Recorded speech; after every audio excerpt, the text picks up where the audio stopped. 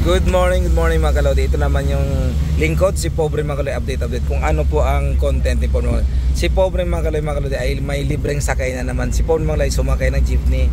Siyempre, pagkasama si Pobre mga kalodi, siyempre, libre yan lahat. Ito naman yung driver natin yan, si Manong ay isang pamilyadong tao na nagsisikap para mapakain kanyang dalawang anak at saka kanyang asawa.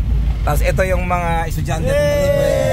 Ayan, kaway ka dyan, libre ha. Yan, magkita kayo lahat para magkita kayo sa YouTube. Ayan, ayan, libre lahat yan. Punong-puno, kaya ayan, nag-share din ng blessing sa kanila. Kaya mga kalodi natin, hindi nila akalain yan na libre sila ngayong araw na to. At saka may libre pang chocolate yan. Saan chocolate dong? Ayan, may libre chocolate. Ayan po mga kalodi, yan po yung ano natin. Ayan, ito ha. Siyempre, papunta tayo doon sa Antay-Pato kasi si Pobre mga kalodi ay inayos yung sasakyan natin, nagpa-change oil tayo, kaya yun. So far mga kalodi ay maganda naman yung weather dito sa sa Butuan City. Ayan, ito yung Robinson. Ayan, papunta kami doon mga kalodi. So si Pobre mga kalodi papuntang city dahil mayroon asikasuhin si Pobre mga kalodi.